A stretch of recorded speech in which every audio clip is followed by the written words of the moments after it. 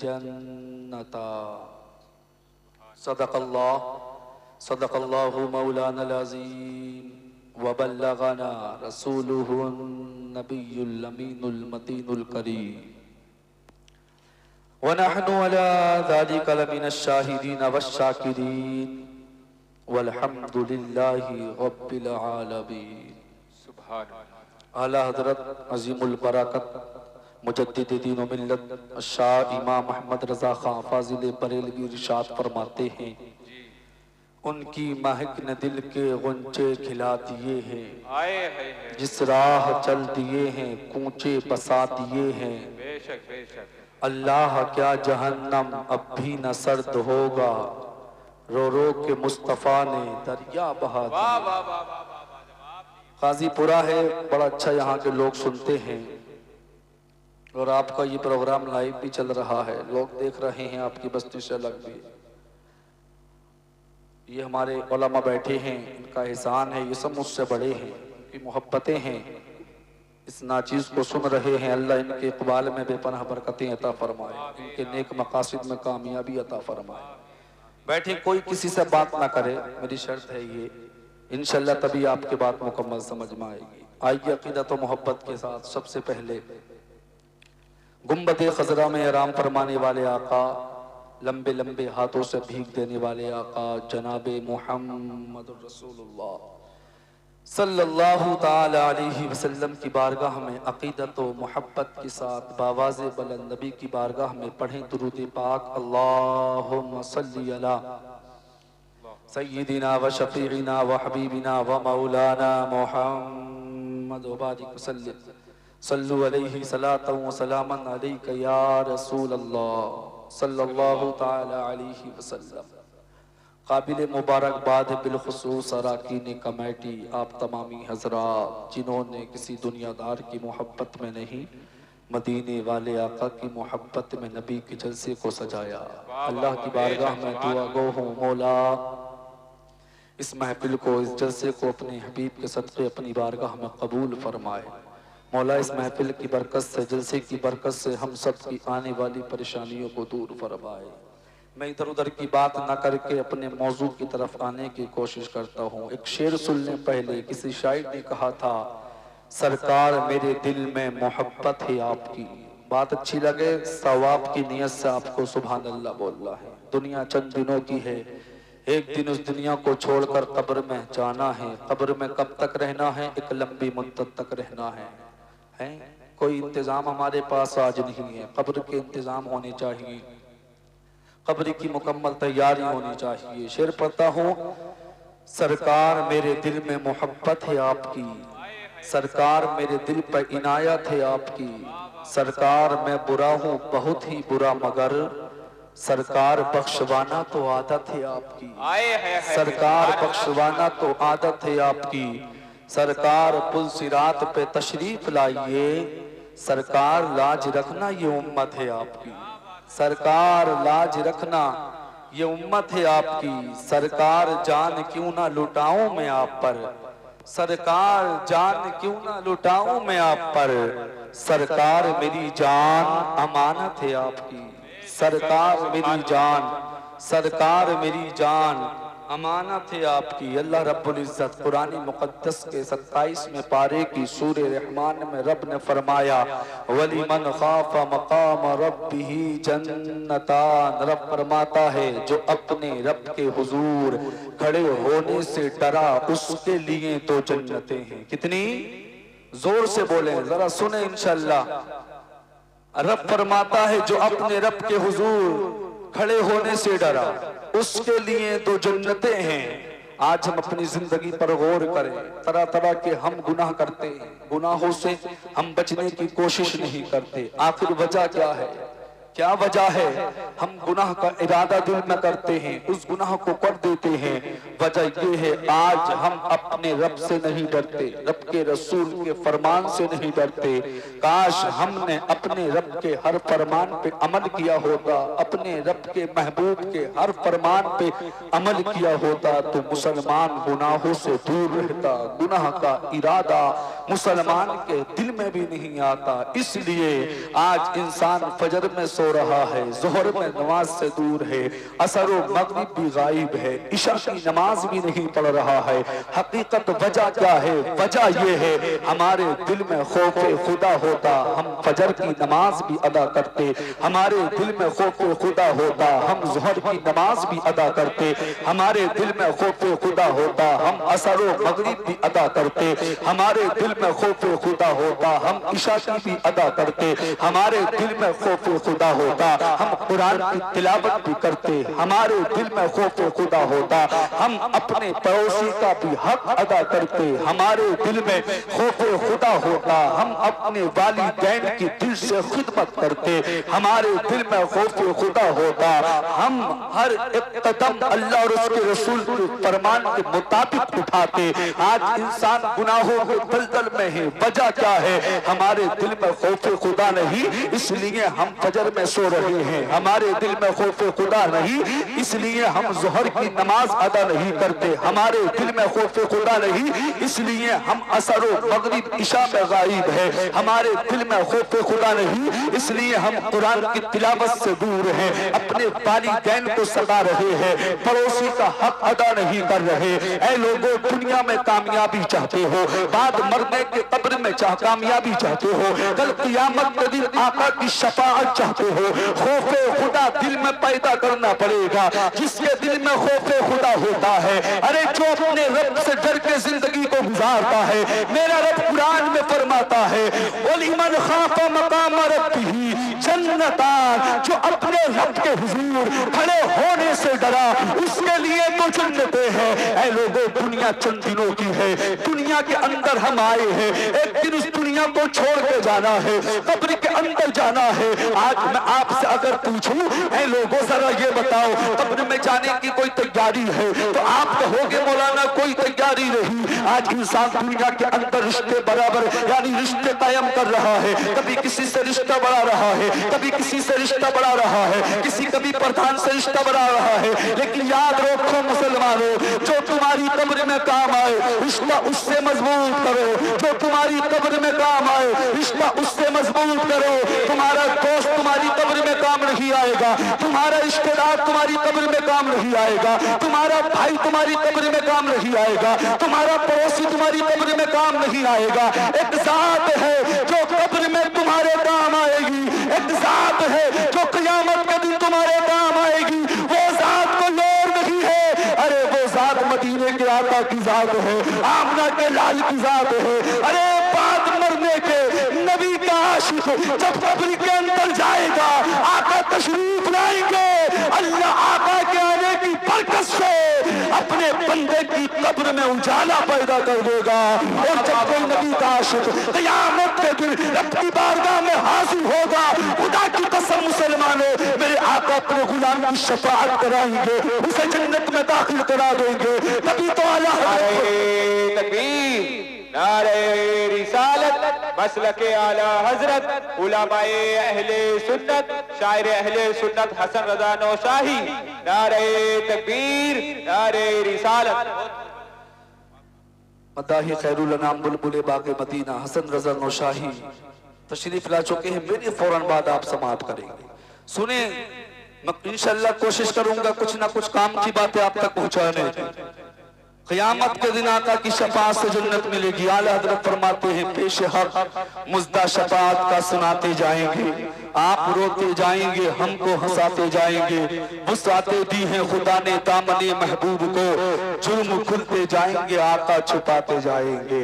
خوف خدا دل میں پیدا کرو، جب ہمارے دل میں خوف خدا ہوگا، اللہ کا ڈر ہوگا، جب ہم اپنے رب سے ڈریں گے، گناہ کے قریب تک نہیں جائیں گے، گناہوں سے دور رہیں گے۔ اے لوگوں ذرا سوچو تو صحیح، آج ہم صبح کو اچھا ناشتہ کرتے ہیں، دوپہر میں اچھا کھانا کھاتے ہیں، شام کو اچھا کھانا کھاتے ہیں، رہنے کے لیے اللہ نے بہترین مکان ہمیں عطا کیے ہیں، پہننے کے لیے عمدہ لباس اللہ نے ہمیں عطا کیا ہے، لیکن لوگوں جب اچھا کھایا کرو تو خدا کی قسم اللہ کا شکر ادا کیا کرو، اور اپنے نبی کی زندگی بھی دیکھا کرو، حضرت علی کی زندگی بھی دیکھا کرو، سیدہ فاطمہ کی زندگی کو دیکھا کرو, حسنین کریمین کی زندگی کو دیکھا کرو. ارے وہ نبی کا گھرانہ جس گھر میں کئی دن تک کچھ نہیں بنتا تھا, فاقے پر فاقے ہوا کرتے تھے. آج انسان جتنا اچھا کھا رہا ہے اتنی ہی رب کی ناشکری کر رہا ہے, اپنے رب سے نہیں ڈر رہا ہے. اے لوگوں, جلسہ تم نے کرایا ہے, اس جلسے سے کچھ پیغام آپ کو لے کے جا رہا ہے.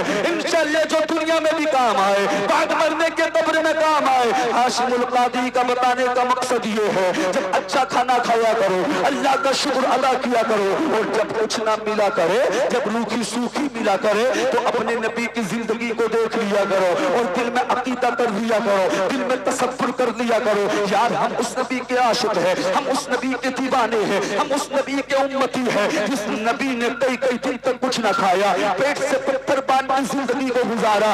اے لوگوں ذرا سوچو تو صحیح. آؤ میں اپنے نبی کی ایک بڑی پیاری روایت آپ کے سامنے رکھتا ہوں. اگر واقعی نبی کے عاشق ہیں آپ تڑپ جائیں گے, مچل جائیں گے. سرکار کے بہت مشہور صحابی ہے جن کا نام تاریخ میں حضرت ابو ہریرہ آتا ہے. حضرت ابو ہریرہ فرماتے ہیں, میں ایک مرتبہ نبی کی بارگاہ میں گیا تو جا کر میں نے کیا دیکھا, میرے آقا صلی اللہ علیہ وسلم بیٹھ کر نفل نماز ادا کر رہے ہیں. حضرت ابو ہریرہ فرماتے ہیں, میں نے عرض کیا یا رسول اللہ کیا کوئی پریشانی ہے, آقا کیا کوئی تکلیف ہے؟ تو میرے نبی نے ارشاد فرمایا, اے ابو ہریرہ کوئی پریشانی نہیں ہے, صرف دھوپ کی وجہ سے بیٹھ کر نفل نماز ادا کر رہا ہوں. حضرت ابو ہریرہ فرماتے ہیں, جب میں نے اتنا سنا میری آنکھوں سے آنسو گرنے لگے, آنکھوں سے آنسو بہنے لگے, میں بے تحاشا رونے لگا, میں رونے لگا. تو میرے نبی نے ارشاد فرمایا, اے ابو ہریرہ رو مت, اے ابو ہریرہ رونے کی وجہ نہیں ہے,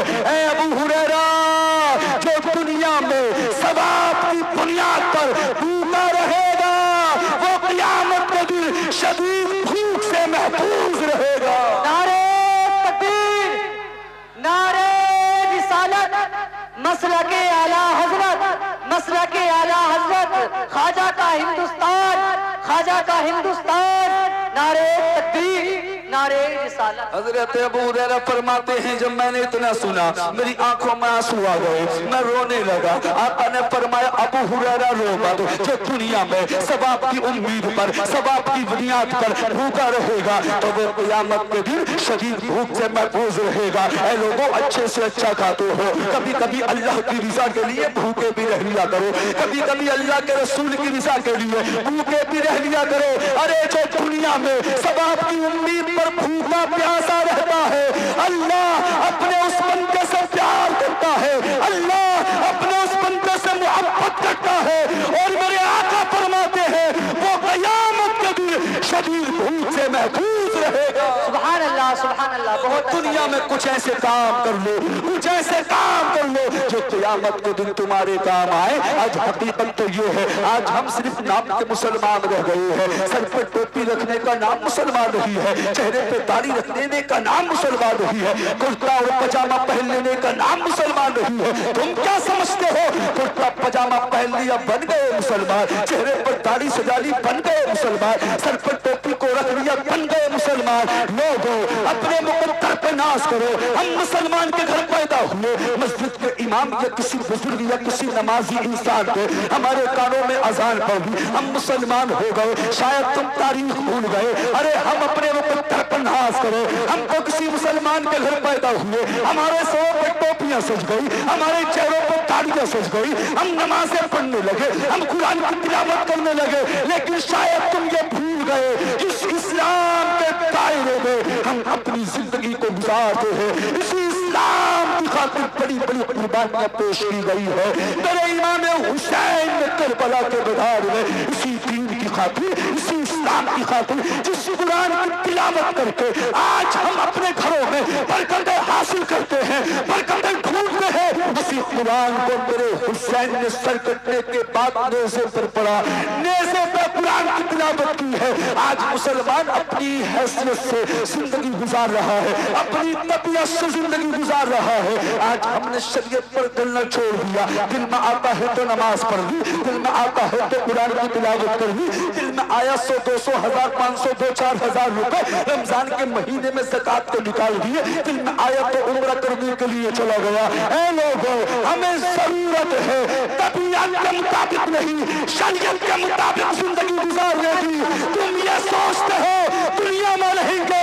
اے لوگوں دنیا میں چند دن رہنا ہے. کب تک دنیا میں رہ لو گے؟ 40 سال 50 سال 70 سال 80 سال 100 تک کوئی پہنچ رہا ہے. لیکن 100 سال بھی دنیا میں رہو گے تو 100 سال کے بعد بھی مرنا ہے. قبر میں جانا ہے.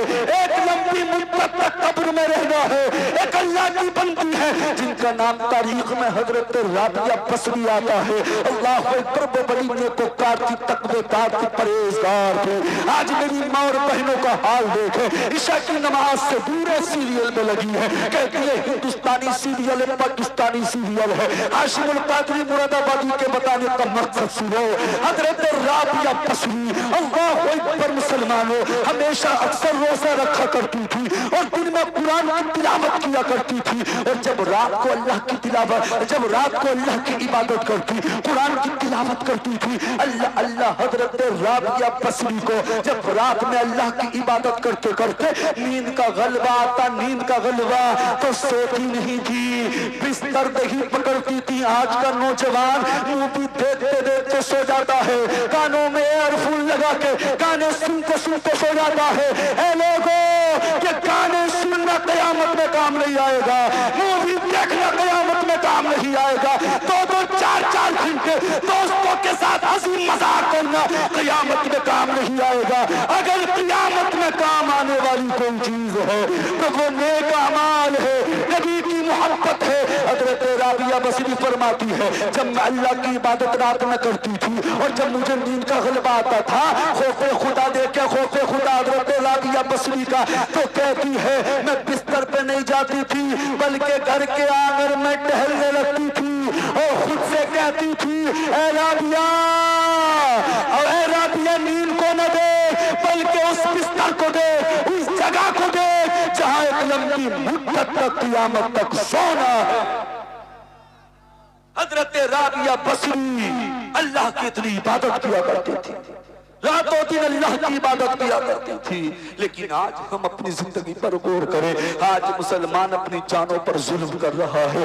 انسان طرح طرح کی خرافات میں ہے. اس کے دل میں خوف خدا نہیں. آج وہ اپنے رب سے نہیں ڈر رہا ہے. اے لوگوں دنیا میں ترقی چاہتے ہو بعد مرنے کی قبر کا سکون چاہتے ہو کل قیامت کے دن آقا کی شفاعت چاہتے ہو اپنے رب کے فرمان پہ عمل کرو اپنے رب سے ڈرنا شروع کر دو. آج ہم نے اپنی زندگی کا دنیا میں جو آنے کا مقصد ہے اس کو بھلا دیا. سنو مسلمان کسے کہتے ہیں؟ سچا عاشق جو ہوتا ہے نبی کا وہ نہ اپنی جان کی فکر کرتا ہے نہ اپنے مال کی فکر کرتا ہے نہ اپنی اولاد کی فکر کرتا ہے بلکہ سچا عاشق نبی کا نبی کی محبت میں اپنی جان کو بھی قربان کر دیتا ہے اپنی اولاد کو بھی قربان کر دیتا ہے اپنے مال کو بھی قربان کر دیتا ہے.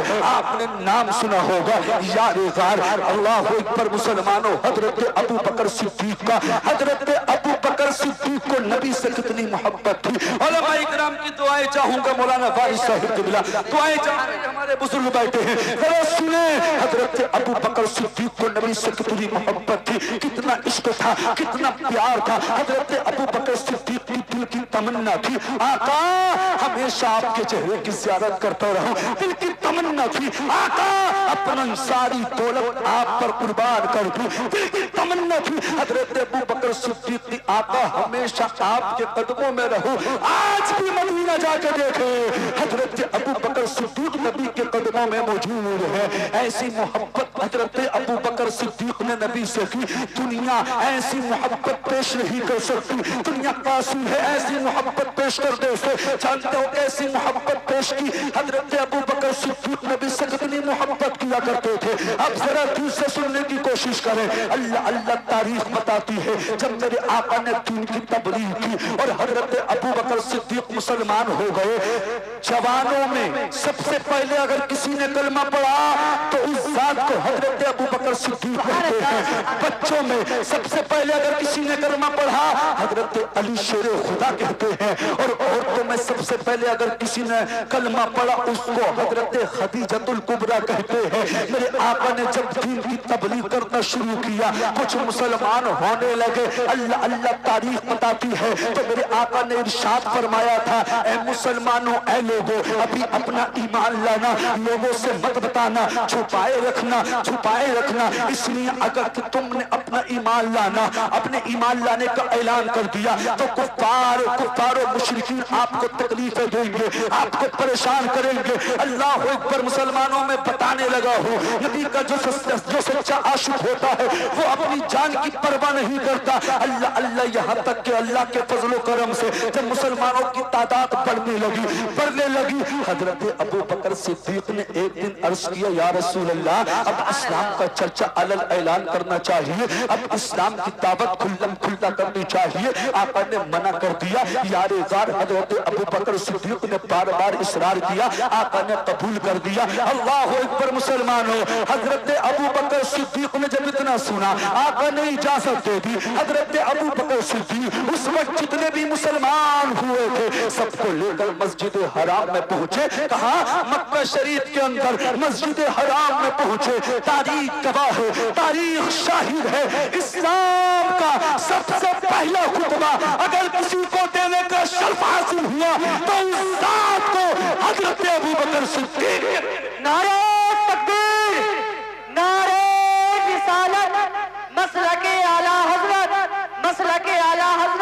علماء اکرام، خواجہ کا ہندوستان، نعرہ تکبیر، نعرہ رسالت۔ اسلام کا سب سے پہلا خطبہ اگر کسی نے دیا تو اس ذات کو حضرت ابو بکر صدیق کہتے ہیں۔ حضرت ابو بکر صدیق مسجد حرام میں اسلام کا پہلا خطبہ دے رہے ہیں۔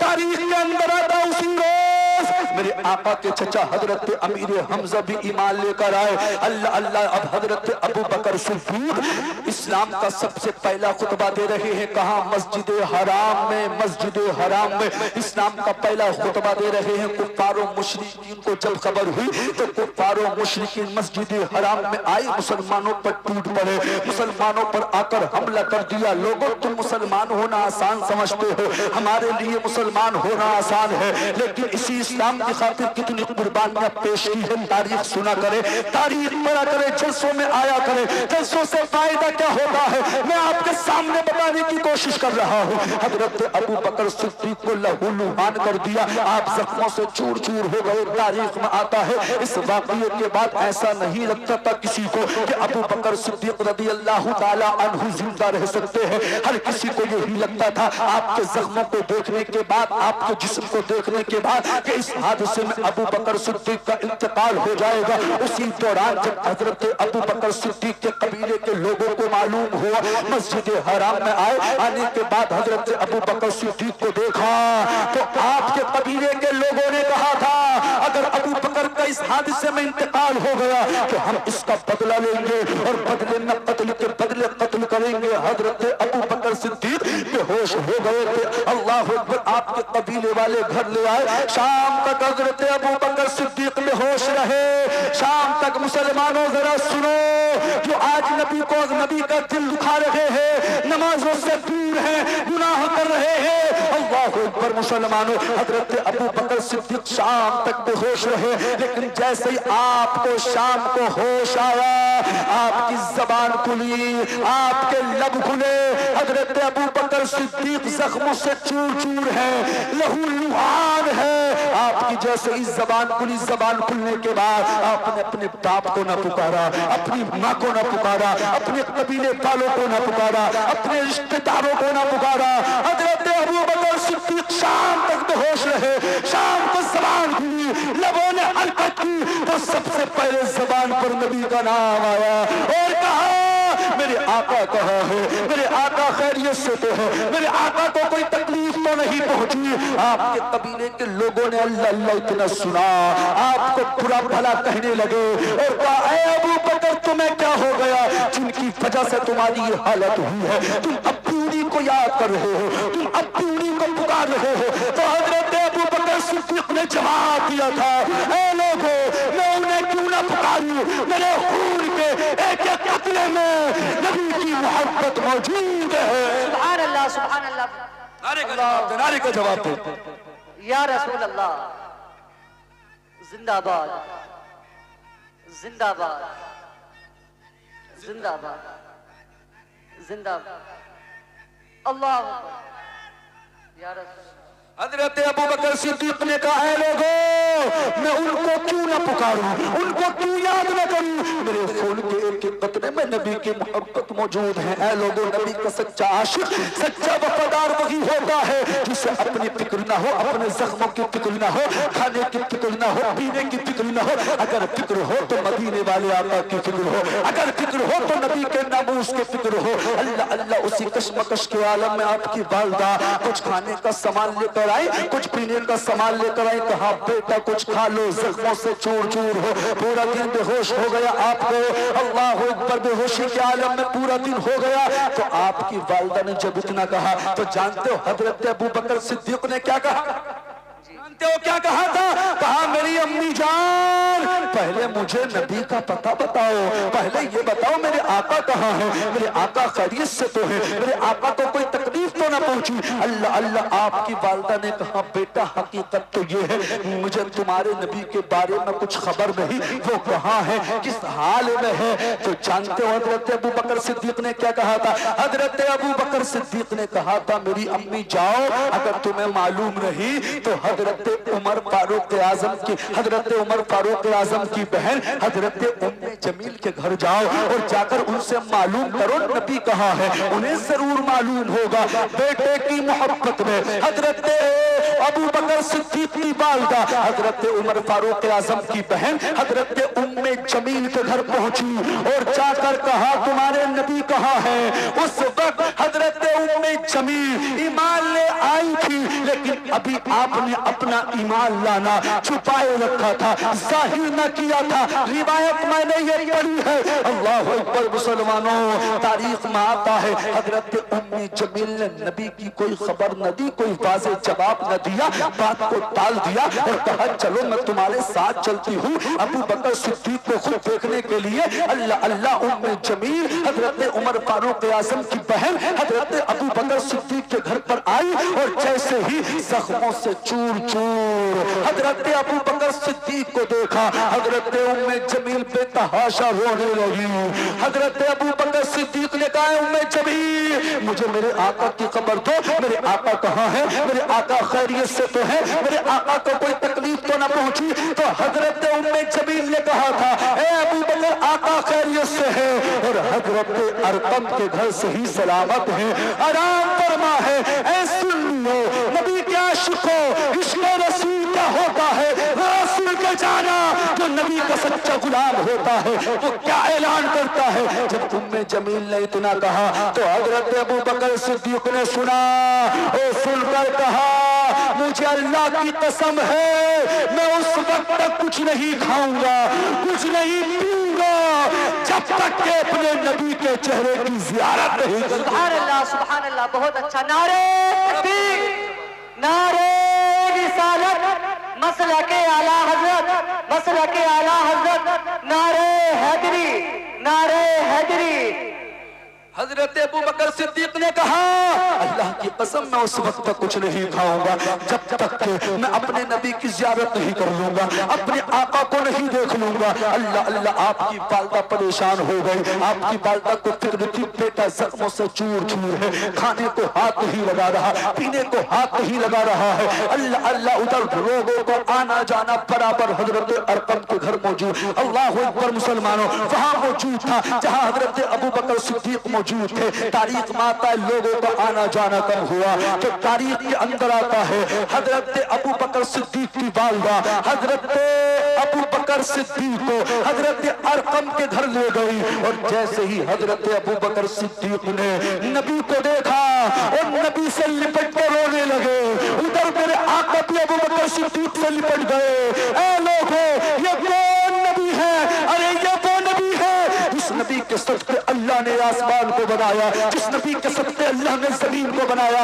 ارے یہ وہ نبی ہے جس نبی نے پیٹ سے پتھر باندھ کے زندگی کو گزارا. ارے یہ وہ نبی ہے جس نبی نے انگلی کا اشارہ کیا چاند کے ٹکڑے ہو گئے, انگلی کا اشارہ کیا ڈوبا ہوا سورج واپس آ گیا. ارے یہ وہی نبی ہے جب نبی دنیا میں آئے تھے اپنی پیشانی کو سجدے میں رکھا تھا اور سب سے پہلے اپنی گناہگار امت کو یاد فرما کے کہا تھا, رب اپنی امتی, اے خدا میری امت کی بخشش فرما, میری امت کو میرے حوالے فرما, میرے امت کو بخش دے. اے لوگوں یہ وہی نبی ہے جب ہمارے نبی نے دنیا سے پردہ فرمایا تھا, صحابہ نے آقا کو قبر میں رکھا تھا تو آقا کے لب ہل رہے تھے. اے لوگوں قبر میں میرے آقا نے سیدہ فاطمہ کو یاد نہ کیا, حضرت امام حسن کو یاد نہ کیا, امام حسین کو یاد نہ کیا, ابو بکر صدیق کو یاد نہ کیا, عمر فاروق اعظم کو یاد نہ کیا, عثمان غنی کو یاد نہ کیا, علی شیر خدا کو یاد نہ کیا.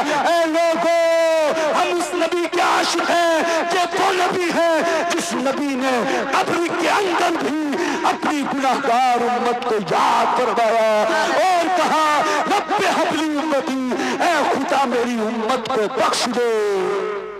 سبحان اللہ. لوگوں مقدر پہ ناز کرو, ہم کتنے خوش نصیب ہیں, کتنے مقدر والے ہیں. ہم اس نبی کا کلمہ پڑھتے ہیں, نبی دنیا میں آئے اپنی گناہگار امت کو یاد فرمائے.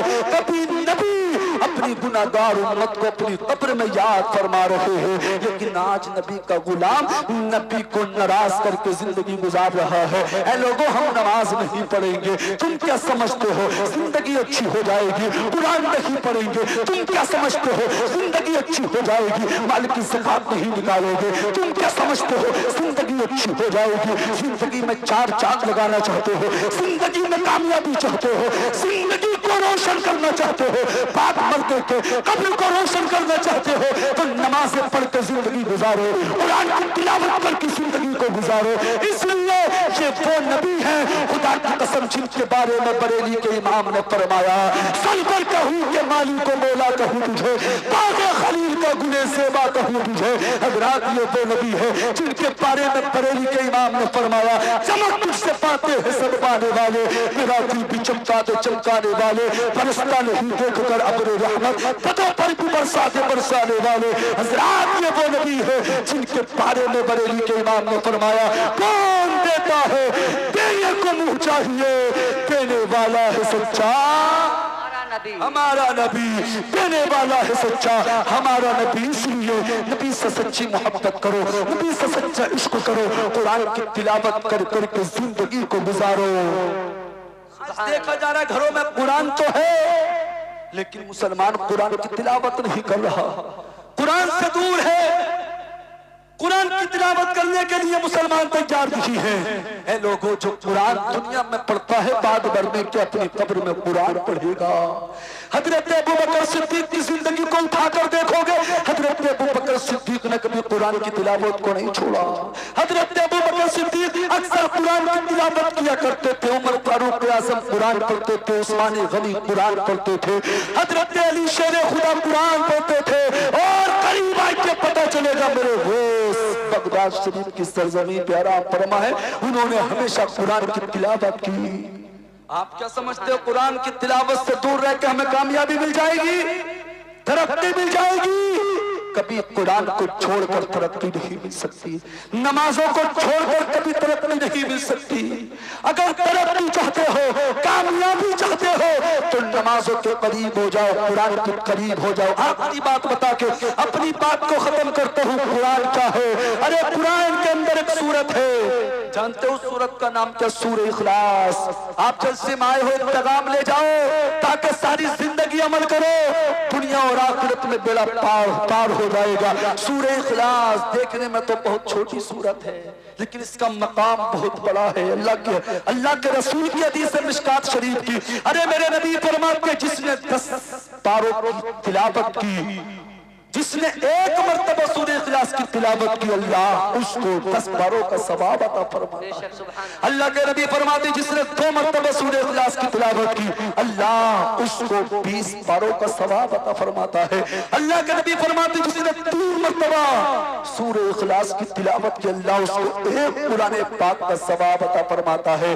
آج ہم نے قرآن کو آسان سمجھ رکھا ہے، مسلمانوں یہ وہی قرآن ہے، ارے اسی قرآن کے اندر ایک سورت ہے جس کو سورہ اخلاص کہا جاتا ہے۔ خدا کی قسم جو 3 مرتبہ سورہ اخلاص کی تلاوت کرتا ہے اللہ اس کو 1 قرآن پاک کا ثواب عطا فرماتا ہے۔ حضرات یہ وہی قرآن ہے، اسی قرآن کے اندر ایک سورت ہے جس کا نام سورہ ملک ہے، جو روزانہ سورہ ملک کی تلاوت کرتا ہے بعد مرنے کے قبر میں جائے گا اللہ سورہ ملک کی تلاوت کے صدقے اس کی قبر کو نور سے معمور کر دے گا۔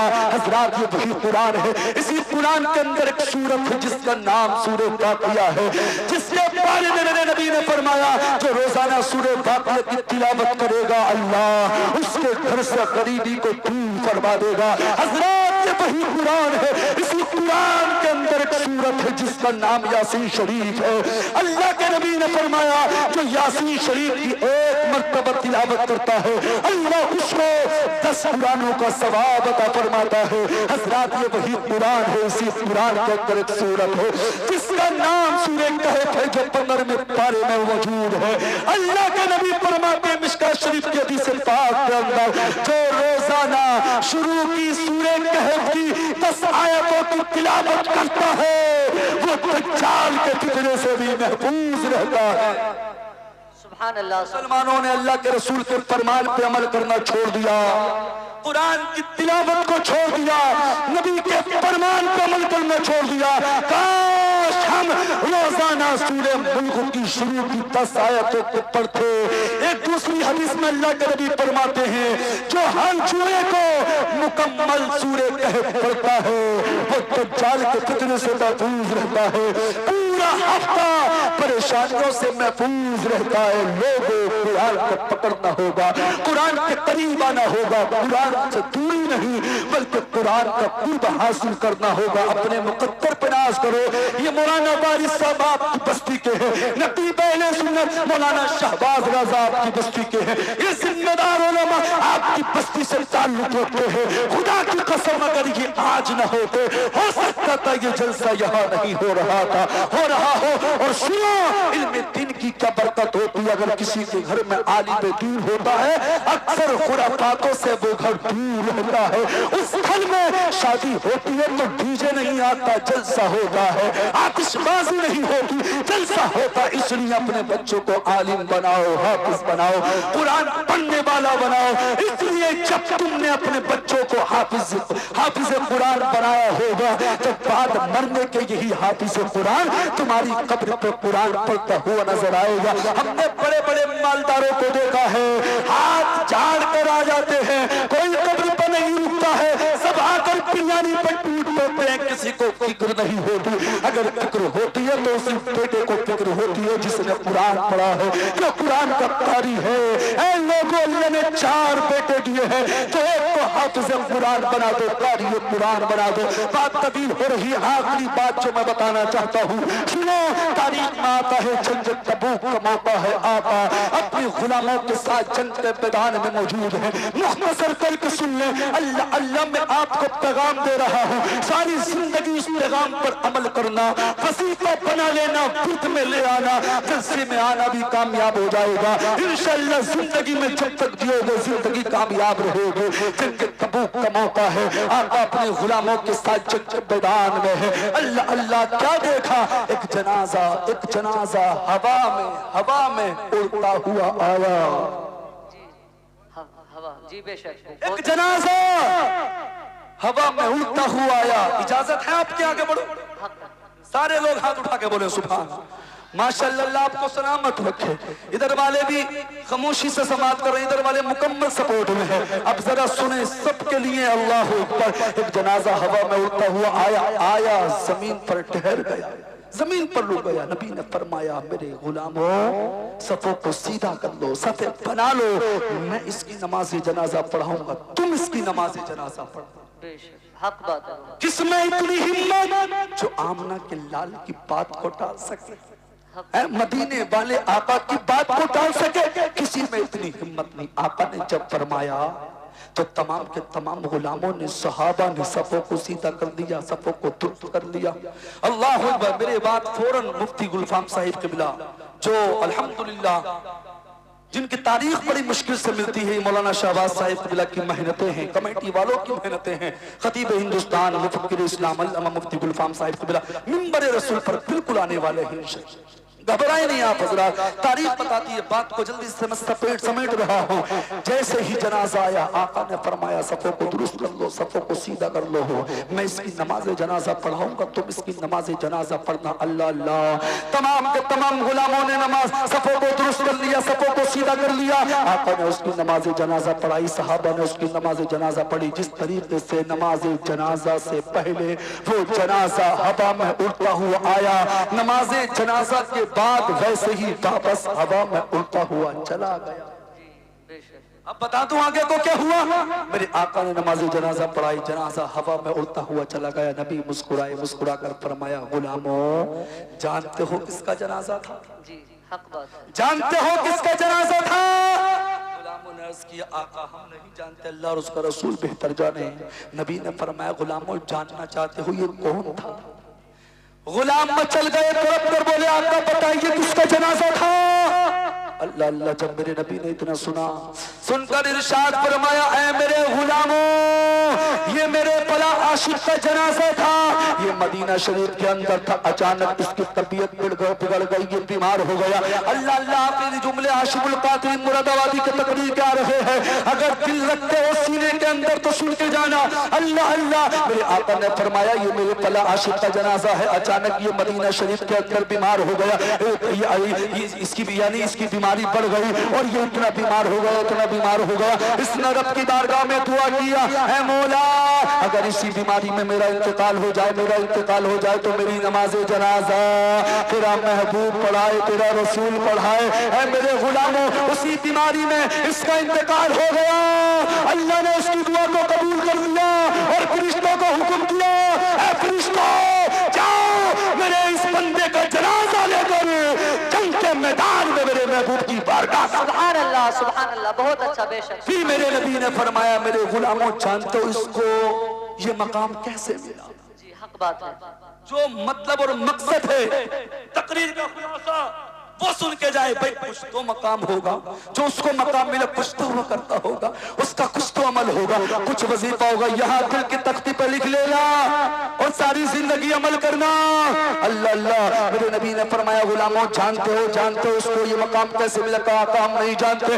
اللہ اللہ، نبی نے ارشاد فرمایا اے میرے غلاموں سنو اس کو یہ مقام و مرتبہ اس لیے ملا یہ ساری زندگی روزانہ جب تک دنیا میں رہا، حیات تھا، زندہ تھا، یا تو 11 مرتبہ یا 7 مرتبہ سورہ اخلاص کی تلاوت کرتا تھا، سورہ اخلاص پڑھتا تھا۔ لوگوں جو 11 مرتبہ روزانہ سورہ اخلاص کی تلاوت کرتا ہو، اس کا انتقال ہو جائے، پوچھتے اس کو کاندھے پہ اٹھا کے لے کے جائے، نبی اس کی نماز جنازہ پڑھائے اور وہ قبر میں جائے تو حوران جنت اس کا استقبال کر رہی ہو۔ بے شک سبحان اے اللہ۔ لوگوں، جب سورہ اخلاص کی تلاوت کا یہ مقام ہے تو اندازہ لگاؤ پورے قرآن کی تلاوت کا عالم کیا ہوگا۔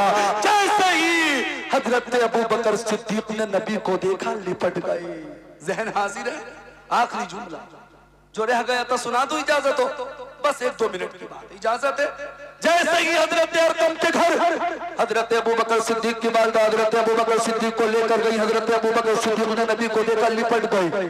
حضرت ابو بکر صدیق نبی سے لپٹ کر رونے لگے، نبی بھی ابو بکر صدیق سے لپٹ کر رونے لگے۔ جتنے لوگ وہاں موجود تھے سب کے سب دیکھ کر نبی کو اللہ اکبر دونوں کو دیکھ کر رونے لگے۔ اے لوگوں، واقعی جو نبی کا سچا عاشق ہوتا ہے، جو نبی کا سچا دیوانہ ہوتا ہے، جو نبی سے سچا پیار کرتا ہے، وہ اپنی جان کی فکر نہیں کرتا، وہ اپنے مال کی فکر نہیں کرتا، اپنی اولاد کی فکر نہیں کرتا۔ میں تو یہی کہوں گا محمد کی محبت دین حق کی شرط اول ہے، اسی میں ہو اگر کامی تو سب کچھ نامکمل ہے۔ اسلام زندہ باد، وما علینا الا البلاغ۔ السلام علیکم۔